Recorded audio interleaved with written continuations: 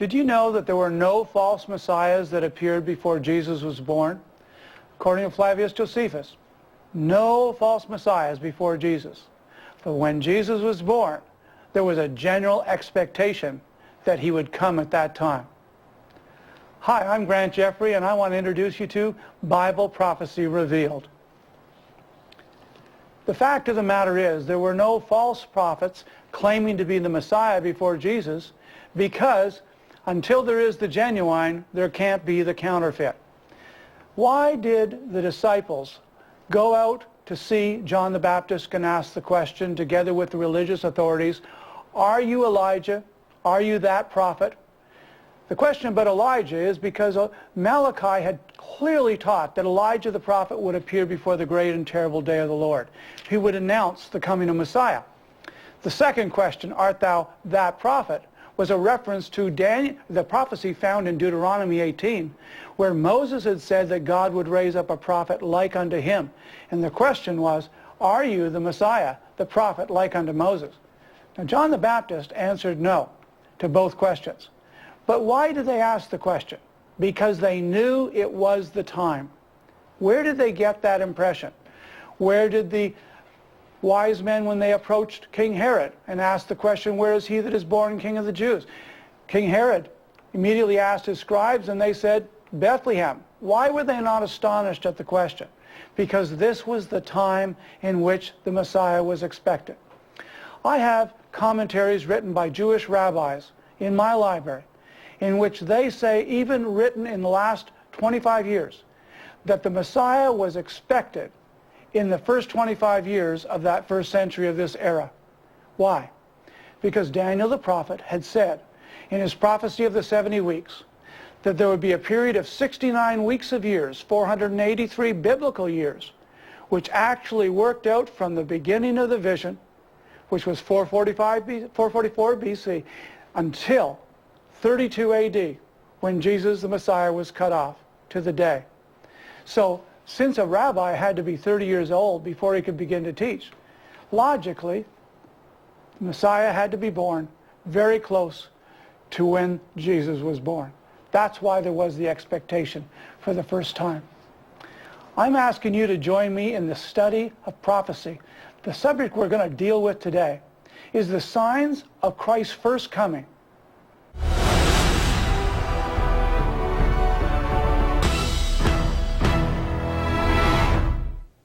One of the most astonishing aspects of Bible prophecy, and that which makes it so effective in teaching others that the Bible truly is the inspired supernatural Word of God, are the specific set of prophecies made in the Old Testament about the coming of Jesus of Nazareth, the Messiah.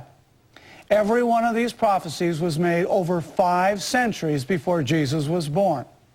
They are of such specific nature that it is impossible that Jesus fulfilled them by chance. Now, there's an interesting part of mathematics called the laws of probability. For example, let's assume because Jacob had 12 sons, and it was predicted that Jesus, the Messiah, would come out of Judah, one of the 12, that there was one chance in 12 that Jesus would have come from that tribe of the 12 tribes of Israel, as opposed from Levi, Dan, Naphtali, or one of the others. One chance in 12 is not that impressive. But the prophets went on and also predicted the very village that Jesus would be born in. Within the tribal allotment of land in ancient Israel for Judah, there was a tiny village among thousands, which was called Bethlehem. And in the prophet Micah, this is made 500 years before Jesus was born, he says, But now Bethlehem Ephratah, though thou be little among the thousands of Judea, yet out of thee shall he come unto me that is to be the ruler of Israel, whose going forth have been of old from everlasting. Now here the prophet is clearly talking about the Messiah. King David was born in the very same village. Bethlehem is called the city of David. Now here Jesus is born out of thousands, but let's say it's one chance in 200 that the prophet could have guessed the little village of Bethlehem. But he's done 2 things. He's predicted that he would come from the tribe of Judah, one chance in 12, and that he would come from the tribe of Bethlehem, and we'll assign it a odds of 1 chance in 200. Now, the chance that one life would by accident, by chance, fulfill both those prophecies is not just 1 chance in 12 or 1 chance in 200, but it's 1 chance in 12 times 200 or 2400. You can see that when we have a series of prophecies that are sequentially linked to one life, the chances of them being fulfilled by chance alone become very, very high against it happening at all. That's the first prophecy I want to look at. The second is that this Messiah would be preceded by a messenger. In Isaiah chapter 40, verse 3, we find these following words from the prophet Isaiah, 700 years before Jesus. The voice of him that cries in the wilderness, prepare ye the way of the Lord, make straight in the desert a highway for our God. Of all the great leaders, religious, political, military, how many in history have been preceded by a messenger? I'm a bit of a student of history and I can't think of one. But I wanted to be really conservative in these odds, so I said, let's assume it's 1 chance in 20. The third prophecy we'll look at, that he would come into Jerusalem riding on a colt. Here's a very specific and very unusual prophecy. It was fulfilled on Palm Sunday. Remember that while the multitude rejected Jesus eventually at the cross, on that day the multitude of his followers and disciples acclaimed him as the Son of David. And it was the religious leaders who said, tell your disciples to shut up. And Jesus said, if I tell them to be quiet, then the very stones of this city would cry out, Hosanna, blessed is he who comes in the name of the Lord. When Jesus approached the eastern gate, he knew he was fulfilling the very important prophecy of Zechariah 9:9. He was claiming to Israel, I am the promised Messiah.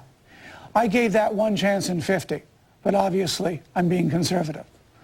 Then it was prophesied in Psalm 41:9 that Jesus, the most sinless of men, would be betrayed by a friend. We know the tragic history. When Judas Iscariot, the disciple of Jesus, the treasurer of the group, well trusted, took a 30 pieces of silver bribe from the religious leadership, betrayed Jesus to his death.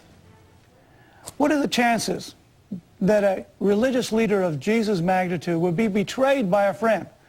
Well, it's not impossible, but I said 1 chance in 200. I still am being conservative. The next unusual prophecy was made 1,000 years before Jesus the Messiah was even born. It was predicted that his hands and feet would be pierced in Psalm 22, verse 16. Now think about this. The horrible Roman crucifixion execution technique had not even been invented 1,000 years before Christ. It was not invented until about 6 centuries before Christ. So how in the world is the prophet in the book of Psalms predicting that his hands and his feet would be pierced? The exact description of the unique method of execution developed by the Romans. I said 1 chance in 100, but again, it's obviously conservative. And remember, each one of these predictions, each one of these probabilities is multiplied one upon another. It was also predicted by the prophet Isaiah in the famous suffering servant passage that the Messiah, when he came, would be wounded, that he would be whipped. Behold the man! This was fulfilled tragically in the life of Jesus, when they didn't just crucify him, but they almost killed him with a terrible whipping torture of the Romans. I said 1 chance in 25 because the Romans were incredibly brutal to all of their prisoners, especially public political prisoners like Jesus. It was predicted money that would be paid to Judas Iscariot would be 30 pieces of silver. Imagine Zechariah 11, verse 12, predicted 5 centuries before the event happened that this would be the price of the betrayal. I said 1 chance in 100, but think about it realistically. What's the chance of predicting 5 centuries in advance that someone would be betrayed and this is the price of their betrayal?